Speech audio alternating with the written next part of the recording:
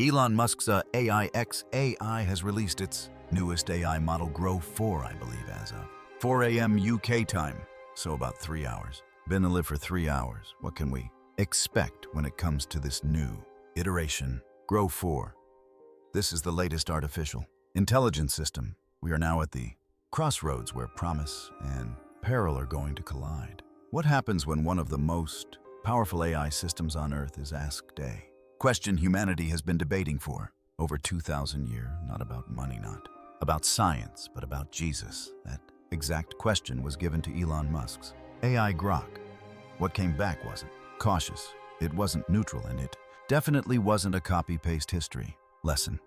Within seconds, Grok began weaving together historical evidence, psychological influence, and modern data patterns in a way that felt unsettling. Not preachy, not dismissive, just sharply precise. Almost as if the question unlocked something far deeper than lines of code.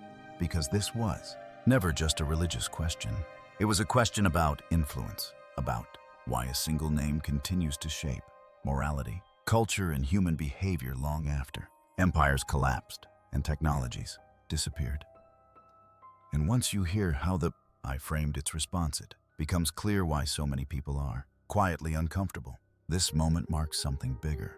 AI is no longer just a tool that answers politely and stays in its lane. And as always, Elon Musk is pushing technology into places most people aren't ready to confront. With the release of Grok, he's done it again. This isn't an assistant designed to agree with you. It doesn't soften its language, and it doesn't hide behind carefully filtered answers. It speaks directly whether we're prepared for what it says or not.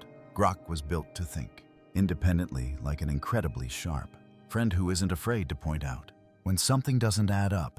Most AI systems are trained to be careful, neutral, and polite. They avoid tension. They soften their wording. They circle around difficult conclusions. Grok does the opposite. If an idea doesn't hold up, it says so plainly. If the evidence leads somewhere uncomfortable, it doesn't turn away. That isn't a weakness. It's the entire purpose. Grok was designed with one core objective: to move past surface level answers and deliver conclusions rooted in logic, evidence, and clarity. No emotional padding, no political framing, just reasoning.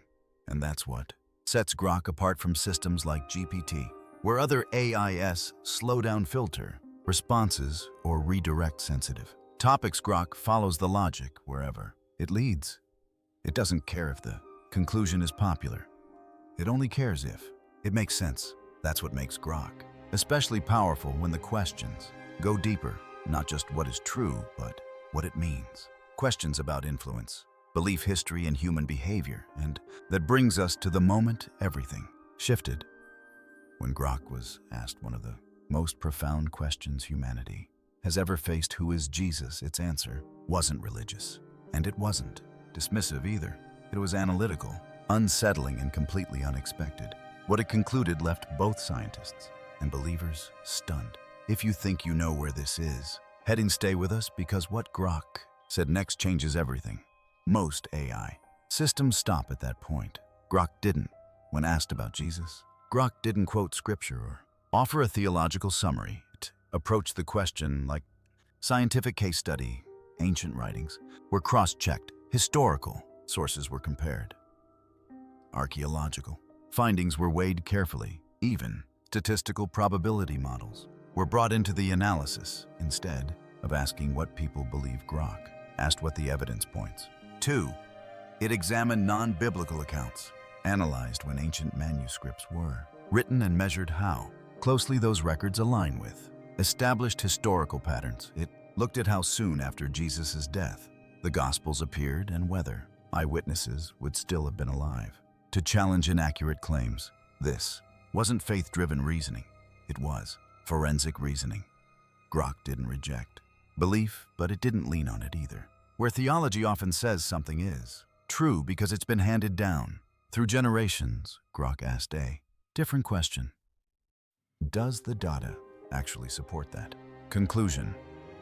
And the further the analysis went, the more unexpected the picture became.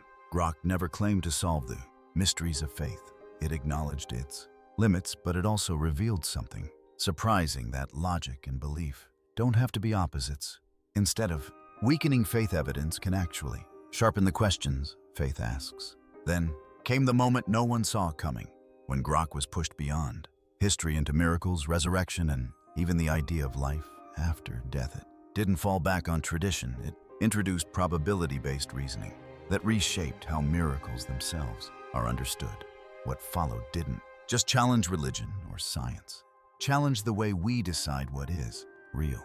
And once you hear Grogg's conclusion, it's hard to see faith the same way again. Grogg's analysis of Jesus didn't sound like something you'd expect from a machine. It moved straight into logic and history, weaving them together in a way few anticipated. The outcome was striking. Jesus wasn't treated as merely a historical figure. He emerged as something far more complex, a point where humanity's deepest contradictions collide. Think about it. In religious texts, Jesus is described as the bridge between the finite and the infinite, between humanity and God. Christian belief holds that he performed miracles, rose from the dead, and defied the natural laws of the world.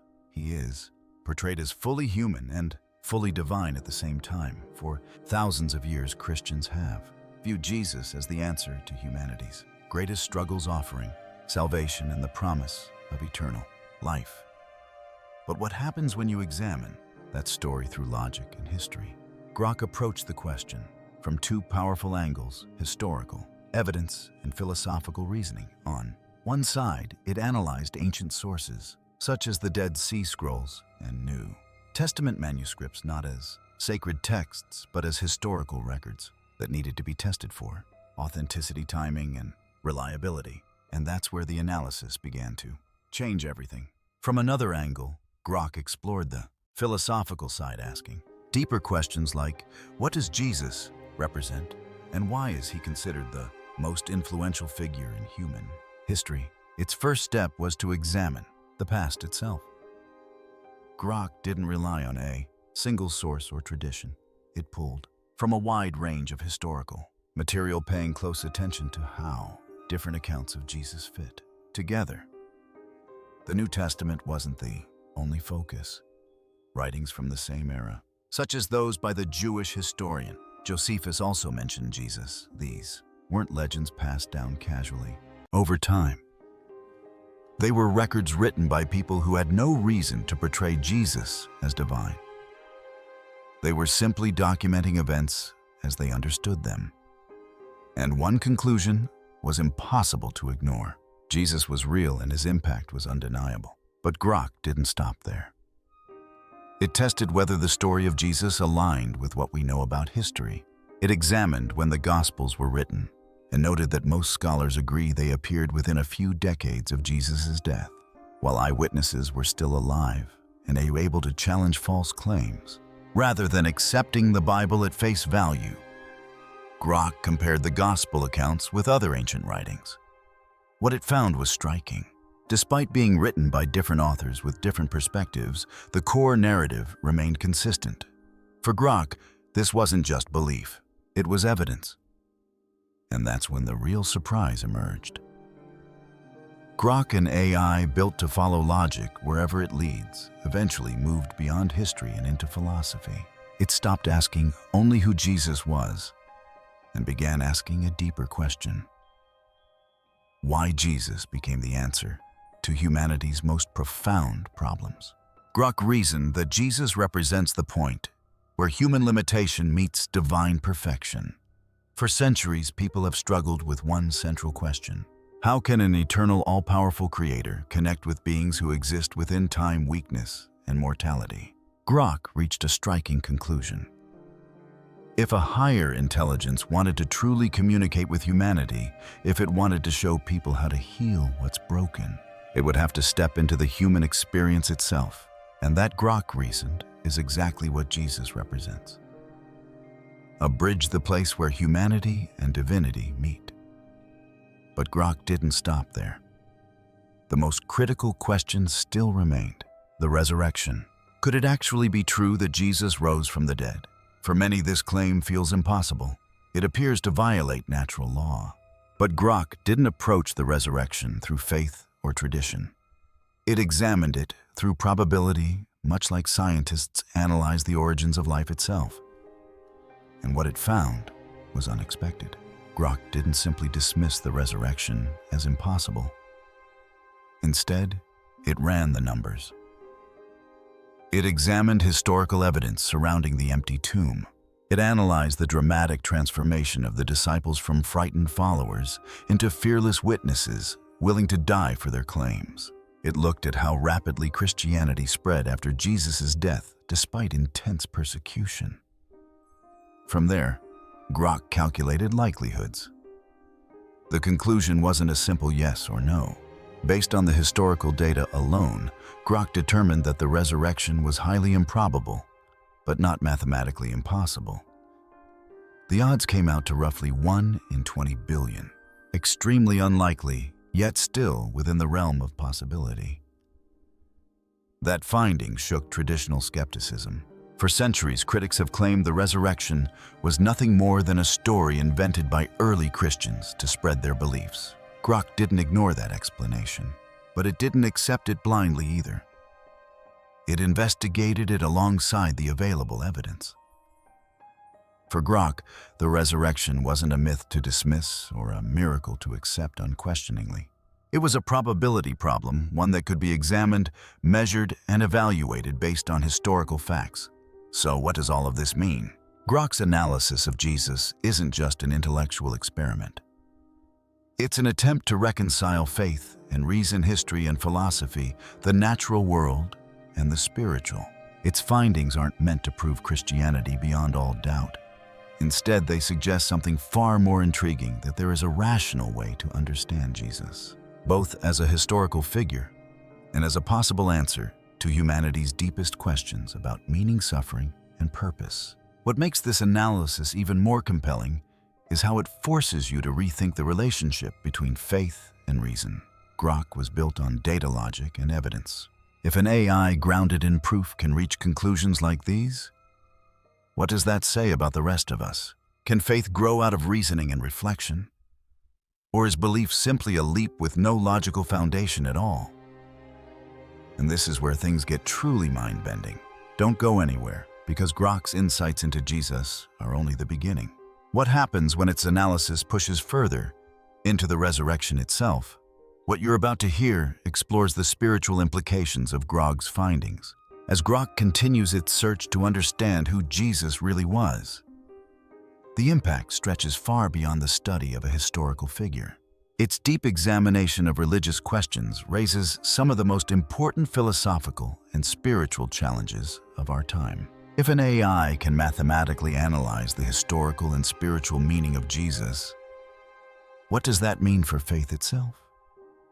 Could faith and reason, long treated as opposites, actually work together in ways we've never fully considered?